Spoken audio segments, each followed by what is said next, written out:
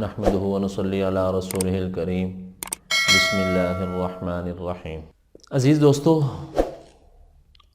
اللہ رب العزت نے ہر انسان کے اندر مختلف صلاحیتیں رکھی ہیں، اور کامیابی اسی میں ہے کہ انسان اپنے اندر رکھی گئی ان صلاحیتوں کو پہچانے اور ان کو پالش کر کے معاشرے میں رہنے والے لوگوں کے لیے فائدہ مند انسان بن کے زندگی گزارے۔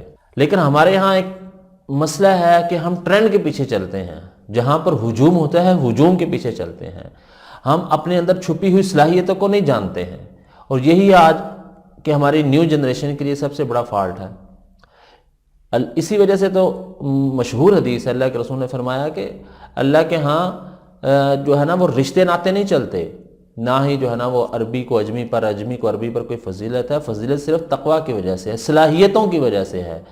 اگر کسی کے اندر کوئی صلاحیت ہے اور وہ صلاحیت بحق انسانیت ہے، اس سے دوسرے انسان فائدہ اٹھاتے ہیں، تو یقیناً جو ہے نا وہ اللہ کے نزدیک بھی قدر والا ہے، اور وہ بھی ہے اپنا لوگوں میں بھی بڑی قدر کی نگاہ سے دیکھا جاتا ہے۔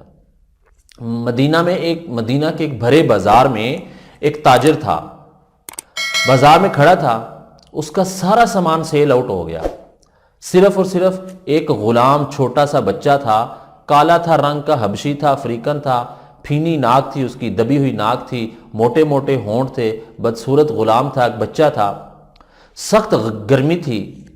تاجر کھڑا ہوا انتظار کر رہا ہے اور کہ کوئی گاہک آئے، کوئی کسٹمر آئے اور اس کو میں سیل آؤٹ کروں، اور میں اپنا سارا سامان میں نے باندھا ہوا ہے اور میں پھر اپنے گھر کی راہ لوں۔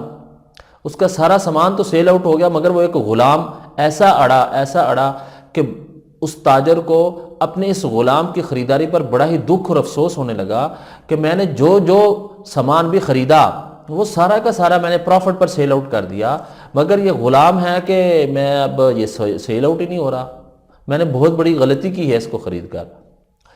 دل ہی دل میں وہ پشیمان تھا، اور اس نے یہ فیصلہ کر لیا، کیونکہ لوگ جو بھی آتے تھے وہ اس غلام کی وہ جو ہے نا وہ قیمت پوچھتے اور وہ آگے نکل جاتے، کوئی بھی اس میں انٹرسٹڈ نہیں تھا، اس میں دلچسپی نہیں لے رہا تھا کہ آخر یہ غلام ہے، خرید لیں، کام آئے گا۔ بہرحال اس نے دل ہی دل میں یہ فیصلہ کیا تاجر نے کہ میں جتنے میں یہ غلام آیا میں اتنے میں ہی جو ہے نا وہ سیل آؤٹ کر دوں گا۔ تو لکھا ہے کہ ایک نوجوان لڑکی کا وہاں سے گزر ہوا، اس نے دیکھا کہ پسینے میں شرابور تاجر بھی بڑا کھڑا ہے، پریشان ہے، سخت گرمی ہے، اور اس کے ساتھ ایک چھوٹا بچہ ہے، کالے رنگ کا حبشی ہے اور افریقن بچہ ہے، اور بدصورت ہے، اتنا کوئی خوبصورت بھی نہیں ہے، اس کے بھی پسینے سے کپڑے سارے آلودہ ہوئے ہیں، شرابور ہے پسینے سے۔ تو تاجر اور اس کے بچے کی بظاہر جو خد و خال ہیں اس میں بڑا فرق ہے، واقعی وہ جو بھی دیکھتا ہے وہ یہی لگتا ہے کہ یہ غلام ہے اور وہ خود آقا ہے۔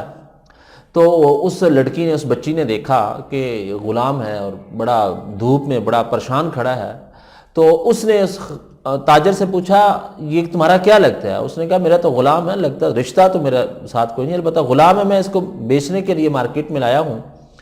تو لڑکی کو رحم آ گیا اس پر، بچے پر، خوبصورت تو نہیں تھا لیکن اس بچے پر اس کو رحم آ گیا کہ بڑا پریشان حال ہے اور بھوکا ہے، پیاسا ہے اور بچہ بھی ہے۔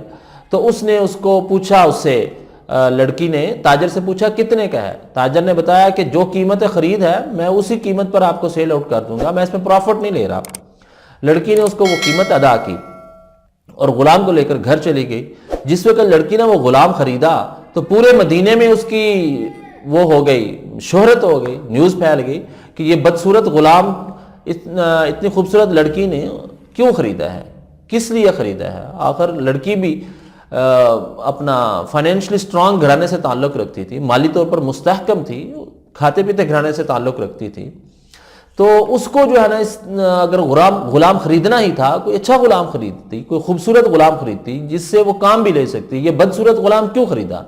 بہرحال پورے مدینے میں اس کے اس غلام کی وجہ سے شہرت ہو گئی۔ ایک اور تاجر مکہ سے چلتا ہے، اب سب کے علم میں ہے کہ مکہ کا جو اپنا ذریعہ آمدن ہے وہ تجارت ہی تھی، کاشت تو وہاں پر ہوتی نہیں تھی۔ تو مدینہ کا ایک تاجر، ابو حذیفہ نام ہے اس کا، وہ کسی کام سے مدینہ میں آتا ہے اور مدینہ میں اس نے یہ ہر زبان زدے عام تھی یہ بات کہ لڑکی نے جو ہے نا بدصورت غلام خریدا ہے. اس نے 2-3 لوگوں سے یہ لڑکی کے غلام خریدنے کی بات کو سنا تو وہ بڑا متاثر ہوا کہ ایسی ہم سمپی تھی اور رحم دلانہ خاتون بھی اس ایریے میں یثرب میں رہتی ہے. تو پتہ کرتے کرتے وہاں تک اپروچ کیا اور اس کو اپنا خطبہ کیا، یعنی نکاح کا پیغام جو ہے نا اس کے والدین تک، اس کے اہل خانہ تک پہنچایا. بہرحال اہل خانہ سے بات چیت ہوئی، نکاح ہو گیا. اب وہ خاتون، وہ بچی اب اسی ابو حذیفہ جو تاجر ہے اس کے ساتھ اپنے سسرال جا رہی ہے. ظاہر سی بات ہے نکاح کی صورت میں وہ ایک مرد کے ساتھ، ابو حذیفہ کے ساتھ بندھن میں بندھ گئی ہے. اب اس کا سسرال مکہ میں جا رہی ہے. وہ سبیتہ بن یعار اس بچی کا نام تھا. جس وقت وہ نکاح میں بندھی، نکاح کے ساتھ اس بندھن میں بندھی تو اس نے اپنے غلام کو بھی ساتھ لیا. غلام اپنی مالکن کے ساتھ جو ہے نا وہ عازم سفر ہے. مکہ میں پہنچتے ہیں تو ابو حذیفہ کی ملاقات حضرت عثمان رضی اللہ تعالی عنہ سے ہوتی ہے. تو حضرت عثمان رضی اللہ تعالی عنہ نے بڑی سرد مہری دکھائی، اگنور کیا، کوئی زیادہ توجہ نہیں دی. ابو حذیفہ نے اس بات کو نوٹ کیا. اس نے کہا عثمان میرا جگری یار ہے، دوست ہے، تو اس نے مجھے آخر اگنور کیوں کیا؟ تو ابو حذیفہ اس کے پاس جاتا ہے اور جا کر پوچھتا ہے عثمان خیریت ہے؟ مجھ سے ناراض ہو؟ کوئی غلطی ہوگی تو بتا دو، میں معافی مانگ لوں. تو حضرت عثمان نے کہا اب میرا اور تمہارا جو دوستی کا رشتہ ہے مزید نہیں چل سکتا. ابو حذیفہ نے وجہ پوچھی، کیا مسئلہ ہے، کیوں نہیں مزید چل سکتا؟ تو اس نے کہا میں مسلمان ہو چکا ہوں. محمد بن عبداللہ، قریش میں ایک نوجوان آیا ہے جو اپنے آپ کو محمد بن عبداللہ کے ساتھ ساتھ محمد الرسول اللہ بھی کہتے ہیں. اس نے نبوت کا اعلان کیا، میں تو اس پر ایمان لے آیا ہوں. تو تم ایمان نہیں لائے تو اس وجہ سے تمہارا میرا اب دوستی کا رشتہ نہیں چل پائے گا. تو ابو حذیفہ جو ہے نا وہ سچا دوست تھا. اس نے حضرت عثمان کی بات سنی اور کہنے لگا کہ آپ مجھے بھی لے جائیں اپنے دوست کے پاس، اس شخصیت کے پاس، میں بھی کلمہ پڑھ کے مسلمان ہو جاتا ہوں. حضرت عثمان بہت خوش ہوئے، اس کو ساتھ لے گئے، رسول اللہ صلی اللہ علیہ وسلم کی خدمت میں اسلام قبول کیا. حضرت ابو حذیفہ رضی اللہ تعالیٰ عنہ ہو گئے. پھر وہ گھر میں تشریف لاتے ہیں، اپنی اہلیہ سبیتہ بن یعار کو جو ہے نا وہ بتلاتے ہیں، وہ بھی مسلمان ہو جاتی ہیں، اور جو غلام تھا وہ بھی مسلمان ہو جاتا ہے. کافی عرصہ وہاں پر رہے. اب ابو حذیفہ رضی اللہ تعالیٰ عنہ کا پورا گھرانہ چونکہ مسلمان ہو گیا ہے، تو ابو حذیفہ رضی اللہ تعالیٰ عنہ نے اس غلام سے کہا کہ دیکھو اب مجھے زیب نہیں دیتا کہ تم میرے گھر میں غلام بن کر زندگی گزارو، میں نے تمہیں آزاد کر دیا، تم آزاد ہو.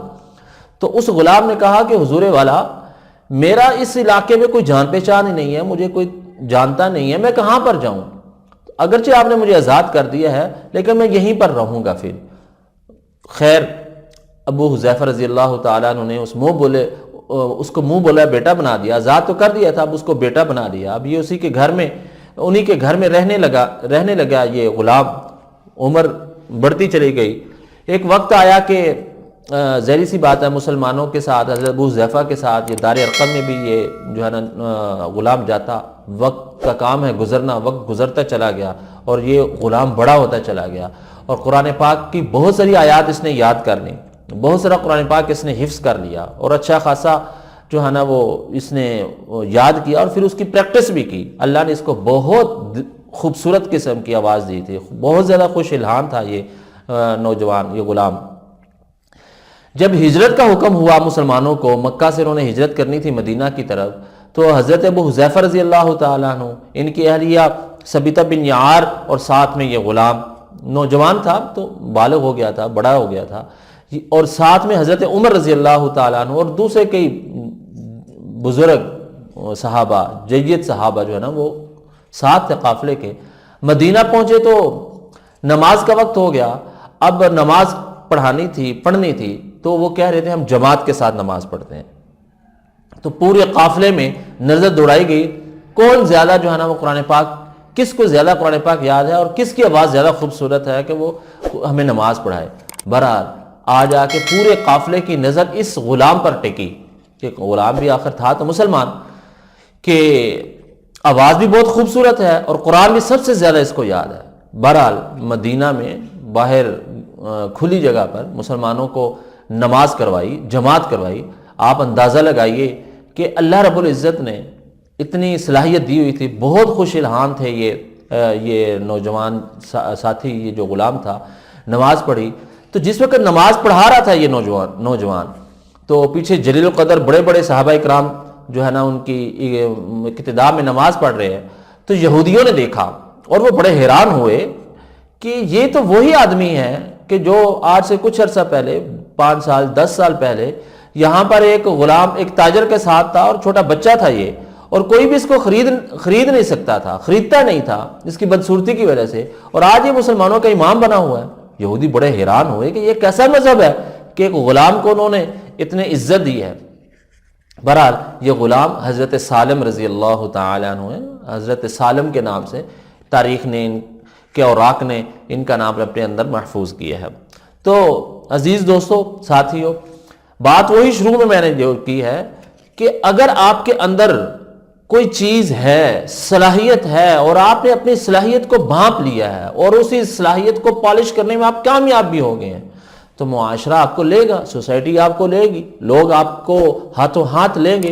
حضرت سالم دیکھیے کہ پھینی ناک ہے، رنگ کالا ہے اور موٹے ہونٹ ہیں، بظاہر کوئی خوبصورتی بھی نہیں ہے، لیکن اندر صلاحیت تھی۔ قرآن اتنا خوبصورت پڑھتے تھے، اتنا خوبصورت پڑھتے تھے، بلکہ ایک دفعہ تو خود حضرت عائشہ رضی اللہ تعالی عنہا فرماتی ہیں کہ میں اللہ کے رسول صلی اللہ علیہ وسلم کی خدمت میں کچھ دیر کے بعد آئی، تو اللہ کے رسول نے دیر سے آنے کی وجہ پوچھی، تو میں نے بتلایا، پوچھا اللہ کے رسول نے، عائشہ خیریت، لیٹ کیوں ہو گئی ہو؟ تو میں نے بتایا کہ ایک نوجوان مسجد سے، پردے کے احکامات ظاہری سی بات نازل ہو چکے تھے، تو مسجد کے صحن سے ایک نوجوان کی قرآن پڑھنے کی آواز آ رہی تھی، تو میں اس کی آواز سنتے ہی میں رک گئی، اور میں اس کی خوبصورت آواز قرآن پاک کی وہ تلاوت سن رہی تھی، اس وجہ سے مجھے لیٹ ہو گئی۔ اللہ کے رسول صلی اللہ علیہ وسلم فوراً باہر نکلے، اور آپ صلی اللہ علیہ وسلم نے حضرت سالم جو غلام تھے، حضرت سالم کو جو ہے نا انکریج کیا، حوصلہ افزائی کی، اور آپ نے ارشاد فرمایا کہ میں اس بات پر بہت خوش ہوں اور اللہ رب العزت کا شکریہ ادا کرتا ہوں اور اس کا شکر ادا کرتا ہوں کہ اللہ رب العزت نے تم جیسوں کو میری امت کے اندر پیدا فرمایا، اور قرآن پڑھنے کی جو ہے نا وہ صلاحیت اور خوش الحانی جو ہے نا وہ تمہارے اندر رکھی ہے۔ تو آپ اندازہ لگائیے، صلاحیت ہے تو بڑے بڑے جلیل القدر صحابہ بھی پیچھے ہیں۔ اب حضرت عمر کوئی عام صحابی تو نہیں ہے، نبی بننے کی صلاحیت ہے حضرت عمر رضی اللہ تعالیٰ عنہ کے اندر، تبھی تو میرے محبوب نے فرمایا کہ میرے بعد اگر کوئی نبی ہوتا تو عمر ہوتا۔ حالانکہ زیادہ کلوز رشتہ دوستی کا، تعلق کا آپ کا حضرت ابوبکر صدیق کے ساتھ ہے، لیکن آپ نے حضرت صدیق کے بارے میں نہیں ارشاد فرمایا کہ میرے بعد کوئی نبی ہوتا تو صدیق ہوتے، بلکہ عمر کے بارے میں ارشاد فرمایا۔ لیکن ظاہر سی بات ہے، انتخاب نہیں ہے، انتخاب محمد الرسول اللہ صلی اللہ علیہ وسلم کا ہے۔ تو اتنے جلیل القدر صحابہ حضرت سالم کے پیچھے نماز پڑھ رہے ہیں، اور حضرت وہ چاہتے ہیں کہ حضرت سالم آگے آئیں اور ہمیں قرآن پاک کی تلاوت سنائیں۔ تو اس لیے اپنے آپ کو پہچانیے، اپنی صلاحیتوں کو پہچانیے، اور اپنی صلاحیتوں کو پہچان کر نکھارنے کی ان کو کوشش کیجیے، اور پھر نکھار کر انسانیت کو فائدہ دیجیے۔ یقیناً اللہ رب العزت آپ کو دنیا اور آخرت میں عزت و کامیابی اور کامرانی عطا فرمائیں گے۔ وآخر دعوانا الحمدللہ رب العالمین۔